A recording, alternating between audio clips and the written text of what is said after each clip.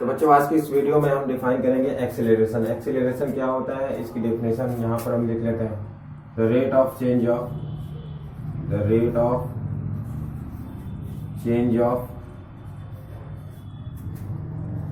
Velocity with respect to time is known as acceleration।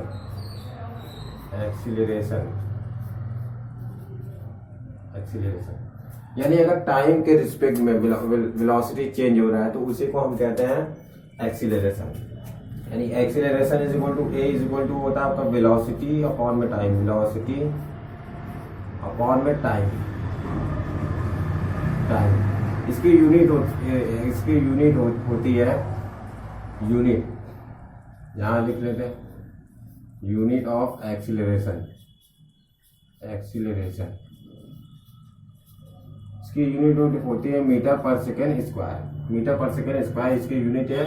ये एक vector quantity, इसको यहाँ लिख लेते हैं, ये एक वेक्टर क्वांटिटी है।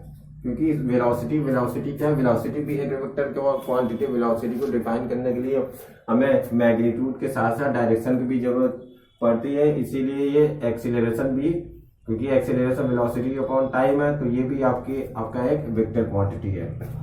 अब यहाँ पर हम देख लेते हैं कि एवरेज एक्सीलरेशन किसे कहते हैं। एवरेज एक्सीलरेशन को यहाँ पर हम डिफाइन कर लेते हैं। Average acceleration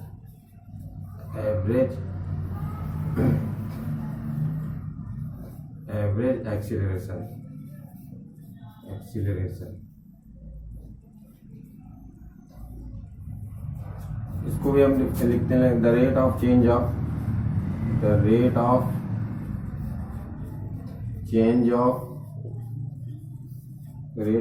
of velocity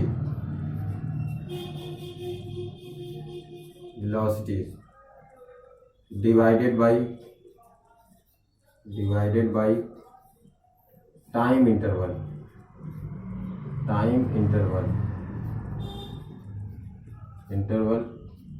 is known as average acceleration।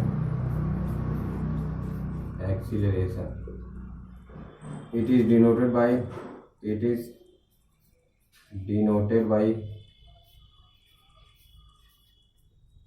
is average a बार। इस हिसाब से हम एवरेज बार को एवरेज एक्सीलरेशन को दिखाते हैं। यानी average acceleration is equal to v2 minus v1 divided by t2 minus t1। यानी फाइनल वेलोसिटी में से इनिशियल वेलोसिटी को हम घटा देंगे और t2 में से t1 को हम निकाल देंगे, तो यही आपका एवरेज एक्सीलरेशन है।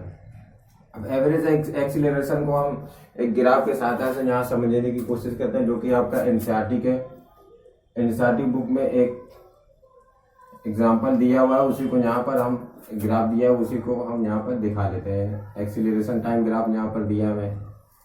एक्सीलरेशन टाइम ग्राफ है, ये आपका ए है, मीटर पर सेकेंड स्क्वायर है, और ये आपका टाइम है, एक्सीलरेशन टाइम ग्राफ है।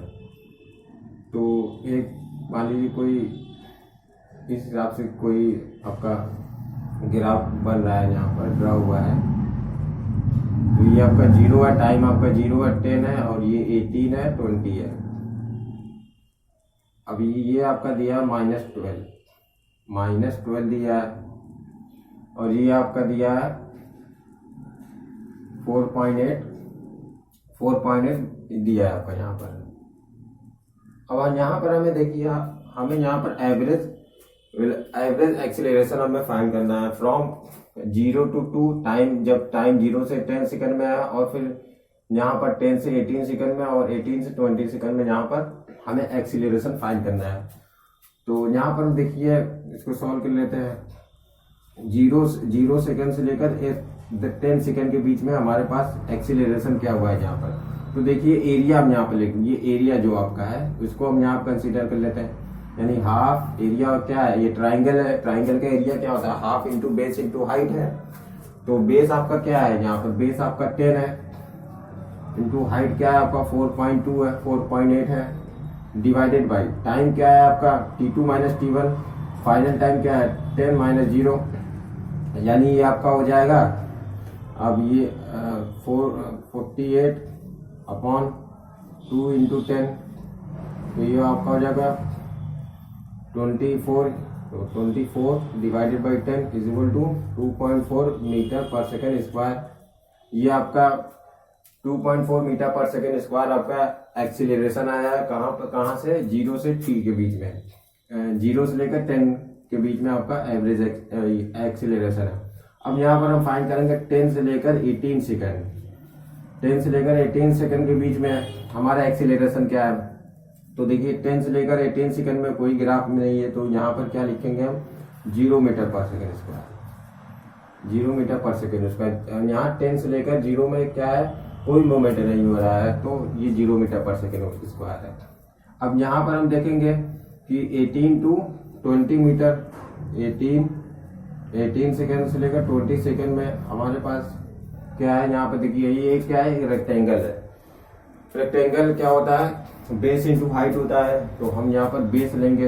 बेस आपका क्या है, बेस अगर आपका देखिए तो 18 टू 20 यानी 2 इंटू हाइट क्या है आपका, हाइट यहाँ आप देखिए -12 है, upon divided by time taken, time आपका क्या है 20 टू 18 है, 20 टू 18 है, तो इसको हम यहाँ पर लिख सकते हैं 2 इंटू -12 डिवाइडेड बाई 2, 20, तो ये 2 से 2 कट जाएगा यानी -12 metre per second square, -12 metre per second square ये है। अब हम यहाँ पर देख लें कि एक्सीलरेशन के टाइप कितने, टाइप ऑफ एक्सीलरेशन हम यहाँ पर देख लें। जैसे मान लीजिए हम यहाँ पर आपको 3 ग्राफ हम दिखा रहे हैं। ये मान लीजिए एक्सटी टाइम ग्राफ है, एक्सटी टाइम ग्राफ है, मान लीजिए एक्सटी टाइम ग्राफ में से हम आपको दिखाना चाह रहे हैं कि इसमें पॉजिटिव एक्सीलरेशन क्या है, नेगेटिव एक्सीलरेशन क्या है और कांस्टेंट एक्सीलरेशन क्या है। मान लीजिए कोई बॉडी है या कोई कार है, कुछ इस हिसाब से मोशन में है, वर्टिकली अपवर्ड है, ठीक है। तो इसको हम क्या कहेंगे, जो फिगर ए है ये बी है और ये सी है। तो फिगर ए में क्या दिखा रहा है, फिगर ए में दिखा रहा है कि जो टाइम के साथ साथ जो भी बॉडी है, कार कुछ भी है, वो टाइम के साथ साथ अपने वेलोसिटी को क्या कह रहा है, अपने जो इसका डिस्प्लेसमेंट है वो बढ़ रहा है, यानी पॉजिटिव डायरेक्शन में है। तो इसको हम क्या मानेंगे पॉजिटिव एक्सीलरेशन, ये पॉजिटिव एक्सीलरेशन है। जबकि यहाँ पर ये आपका क्या है, जैसे मान लीजिए आपका नेगेटिव एक्सीलरेशन का ये एग्जांपल है। अब देखिए ये अपने टाइम के साथ साथ अपना जो ये डिस्प्लेसमेंट है वो उसको क्या कर रहा है, डिक्रीज कर रहा है। देखिए पहले मैक्सिमम पर गया, मान लीजिए ये आपका 10 मीटर है, तो फिर क्या हुआ, ये मान लीजिए आपका 2 सेकंड से चला, 2 मीटर से चला, और यहाँ पर पहले अपने आप को क्या हुआ इंक्रीज किया, पहले अपने जो डिस्प्लेसमेंट है उसको पहले इंक्रीज किया, फिर क्या कह रहा है, फिर टाइम के साथ साथ ये घटा रहा है, यानी रिटार्डेशन हो रहा है यहाँ पर। तो अब ये क्या है, ये नेगेटिव एक्सीलरेशन, इसको हम लिख लेते हैं ये पॉजिटिव एक्सीलरेशन, पॉजिटिव एक्सीलरेशन, ये आपका नेगेटिव एक्सीलरेशन, और ये मान लीजिए कुछ इस हिसाब से यहाँ पर, तो इसको हम कांस्टेंट एक्सीलरेशन कहते हैं, यानी a इज इक्वल टू यहाँ पर 0 है, ये आपका कांस्टेंट एक्सीलरेशन है, कांस्टेंट एक्सीलरेशन। क्योंकि ये आपका, इसको आप यूनिफॉर्म वेलोसिटी भी कह सकते हैं कि इक्वल टाइम इंटरवल में इक्वल डिस्टेंस यहाँ पर कवर किया जा रहा है, तो ये आपका कांस्टेंट एक्सीलरेशन है। तो इसको आप नोट कर सकते हैं।